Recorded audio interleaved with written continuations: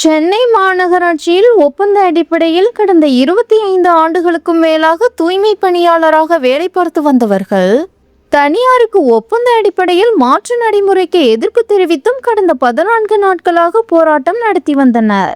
இது தொடர்பான வழக்கு சென்னை உயர்நீதிமன்ற அமர்விலும் நடைபெற்று வந்தது. இந்த மனு விசாரணையின் போது சென்னை மாநகராட்சியின் ரிப்பன் மாளிகை பகுதியில் போராட்டம் நடத்தி வரும் துப்புரவு பணியாளர்களை உடனடியாக அப்புறப்படுத்த உயர்நீதிமன்ற தலைமை நீதிபதிகள் உத்தரவு பிறப்பித்தனர். மேலும் காவல்துறையினர் அனுமதி வழங்கும் இடத்தில் அவர்கள் போராட்டம் நடத்தி கொள்ள அனுமதி இருப்பதாகவும் தெரிவித்தனர். மக்களுக்கு இடையூறு ஏற்படுத்தும் வகையில் போராட்டம் நடத்துவதை நீதிமன்றம் அனுமதிக்காது எனவும் தெரிவிக்கப்பட்டது. இதனையடுத்து நேற்று நீதிமன்ற தீர்ப்பு வெளியான பின்னர் காவல்துறையினர் துப்புரவு பணியாளர்களை அங்கு இருந்து கலைந்து செல்ல அறிவுறுத்திய நிலையில் அவர்கள் அதற்கு மறுப்பு தெரிவித்தனர். பணி நிரந்தரம் செய்ய கோரி போராடிய தூய்மை பணியாளர்களை சென்னை மாநகராட்சி ஒடுக்குமுறையை கையாண்டு அகற்றுவதாக பல தரப்பிலிருந்தும் கண்டனங்கள் எழுந்தன.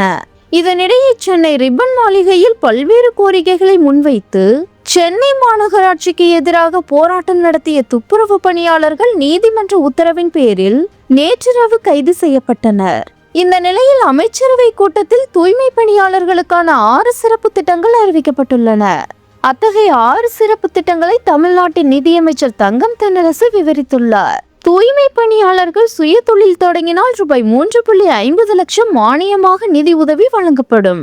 இதற்காக ரூபாய் 10 கோடி நிதி ஒதுக்கீடு செய்யப்பட்டுள்ளது. தூய்மை பணியாளர்கள் பணியின் போது மரணம் அடைந்தால் அவர்களுக்கு ரூபாய் 10 லட்சம் நிவாரண தொகையாக வழங்கப்படும்.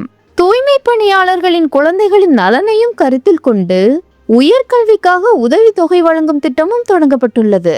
நகர்ப்புறத்தில் வீடு இன்றி வாழ்ந்து வரும் தூய்மை பணியாளர்களுக்கு 30,000 புதிய வீடுகள் கட்டித்தரப்படும்.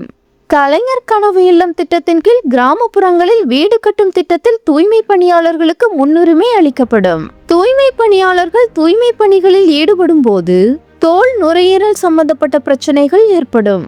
அவர்களின் உடல்நிலையை கருத்தில் கொண்டு சிகிச்சை அளிக்க திட்டம் அமல்படுத்தப்படும் என்றும் தெரிவித்துள்ளார். இந்த திட்டங்கள் முதற்கட்டமாக சென்னையில் அமல்படுத்தப்பட்டு படிப்படியாக மாநிலம் முழுவதும் கொண்டுவரப்பட இருக்கிறது என தமிழ்நாடு நிதியமைச்சர் தங்கம் தென்னரசு தெரிவித்துள்ளார்.